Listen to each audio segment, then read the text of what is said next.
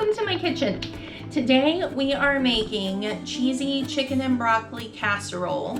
This is a really yummy dish. Normally I can get at least 2, if not 3 meals out of it.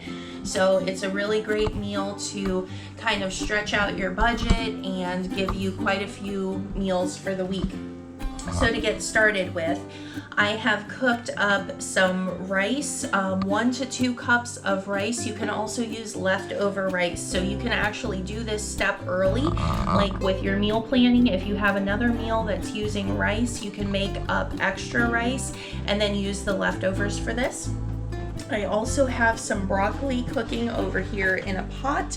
We're just getting that to just a very light cook on that.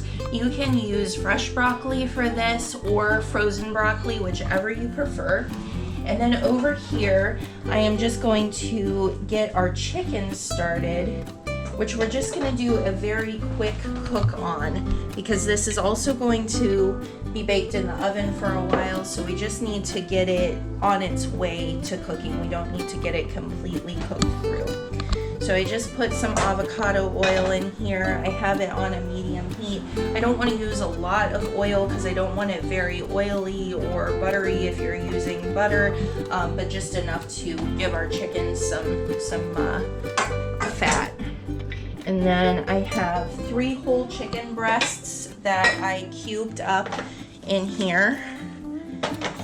And then we're just gonna go ahead and get those seasoned with some salt, some pepper, onion powder, garlic powder,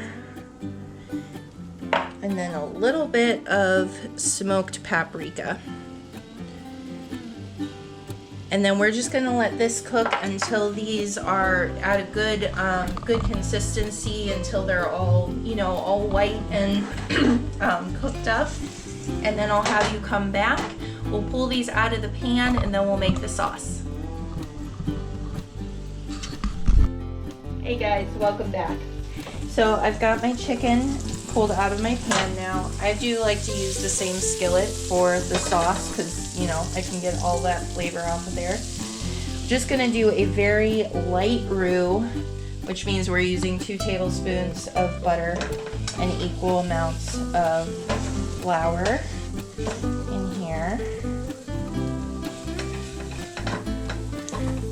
And then we're gonna start building up our sauce once we get this to the right consistency. And if you don't know how to make a roux, Maddie has a roux video that will be posted. We will link the description for you so that you can find that. Alright. Now I have 3 cups of chicken broth. We may or may not use all of it. That's how we're going to get started. And then I also have 3/4 of a cup of... Oh my! That almost ended up in our casserole as well. 3/4 of a cup of heavy cream that we're using today. No more than that because it's not going to be, it's going to be a cheese sauce, but it's not going to be very dairy heavy as far as the milk. Yes, the milk. Okay, sorry.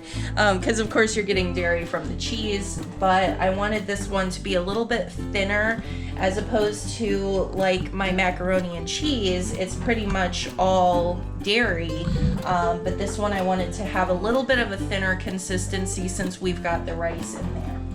So you can also use milk. You do not have to use heavy cream. If you don't have heavy cream at home, milk is perfectly fine, 3/4 of a cup. So I'm just going to start, now that we've got our sauce kind of base here, start adding in some cheese as well.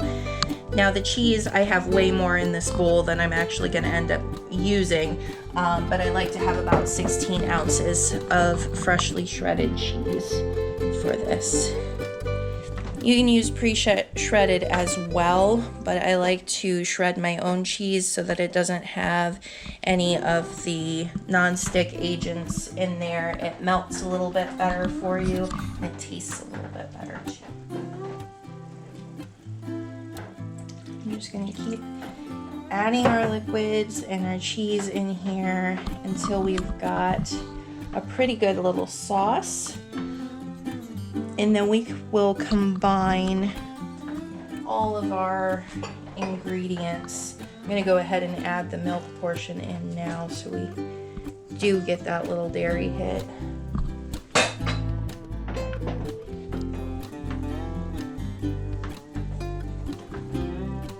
And I will have you guys come back when this is ready to go. Welcome back, guys. Okay, so our sauce looks really nice and velvety and creamy.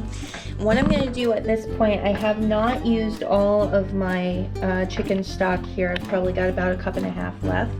But before I continue doing the sauce, I want to go ahead and get my ingredients added in so that I can make sure I'm getting the correct amount of sauce. So our first ingredient is going to be our chicken. And that's why I'm using this bigger skillet today, because I would like to be able to get all of my ingredients in the skillet so I can coat them. And then we're gonna go ahead and go in with some broccoli.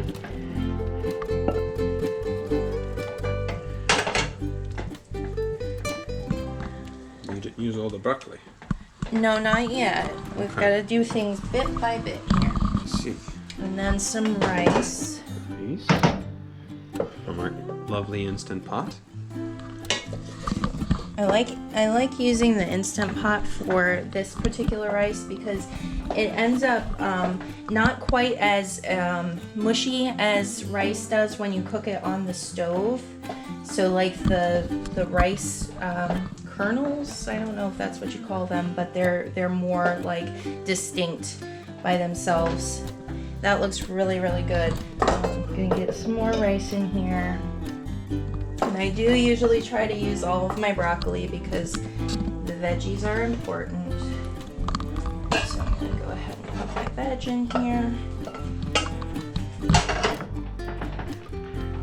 That's just like 2 small bags of frozen broccoli. But I've used fresh before as well, and I like that also. So this looks really good. What I'm gonna do now is take a quick taste test. As always, I forgot my spoon. You'd think I would have figured it out by now, but no.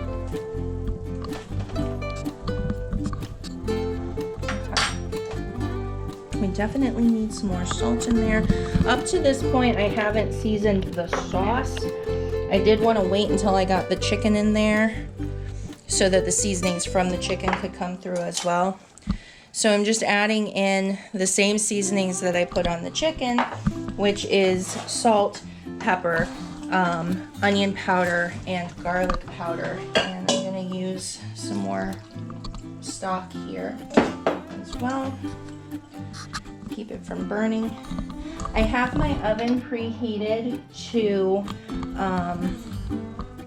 what did I preheat it to? 350 degrees. And we're going to put this in a casserole dish after we get the seasoning right on here and bake it for another like 30-ish minutes. Now, depending on if you get the chicken done at this stage, I'm gonna put another handful of cheese in here too. But if you have the chicken done at this stage, you really don't have to keep it in the oven for very long. But we are gonna make a topping for it that will get nice and crispy in the oven, so that's why I like to do that. I guess it's not really a casserole if you don't put it in a casserole dish and put it in the oven, so. Looking beautiful. I am going to add in the rest of my liquid though. It might look a little too liquidy in this form, but the rice is going to soak some of that up. So that's why I want to make sure we've got plenty of the liquid there. And then we're gonna give it one more taste and make sure that the seasoning's on point before we get it in the casserole.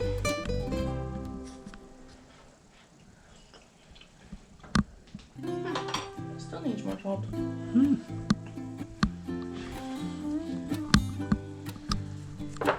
Maybe there's just so much of it. Yeah, it could be. It's all just soaking up. It is quite a large dish, so. Eating that for a couple days. And I will note that I didn't salt the rice, which normally I do. I didn't salt the water for the broccoli, which normally I do. So if I had salted all of those things, I might not need as much salt in the final product. But I didn't want to over salt by salting every step, so that's why I did it that way. Because you can't undersalt if you oversalt. Okay, we're good now. You're also getting salt from the cheese, so that's another thing you want to think about too. I'm gonna let this sit here for like 2 seconds while we make our topping. So what I like to use for the topping, excuse me, is Ritz crackers. I just blitz these in the food processor for a couple seconds until they're a nice kind of consistency. And if you don't have Ritz crackers, you can also use saltines. Or if you don't have enough Ritz crackers, you can use saltine and Ritz crackers. I like the sweetness that the Ritz gives it, so that's why. Before I do that, I'm gonna add a little bit of paprika in the topping. And then I have 6 tablespoons of melted butter here that we're gonna mix in as well. You can also mix cheese into this layer if you want to. If you want to make it extra cheesy, there is nothing wrong with adding some cheese into your topping.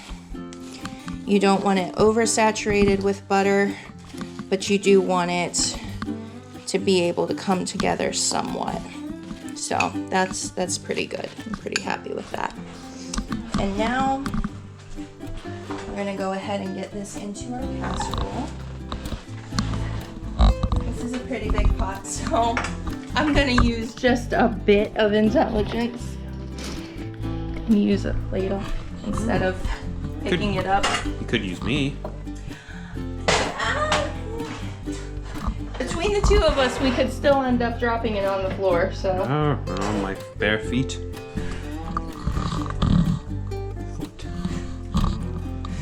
Your feet. Feet are important. They are important. They're not necessarily attractive. Right. So this makes a lot of food. This is a great dish to take and share. Or just if you want to get a lot of meals out of one time of cooking, because it really does give you quite a bit of food, which is really nice. We're just going to fill it up. Oh, I am making a mess of the stove. Oh no. Alright, so that's about a good level. You don't really want to fill it too much fuller than that because of our topping. I'll just spread that out on top.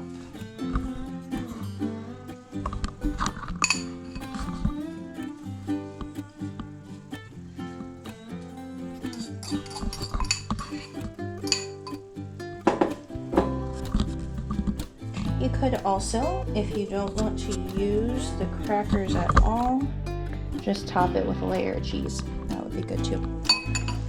All right, guys, what I'm gonna do is put this on a baking sheet so that if the cheese bubbles over in the oven, it's not going in my oven. And we're gonna cook this for about 20 to 30 minutes, and then we'll pull it out and let you see it. Hi guys, welcome back.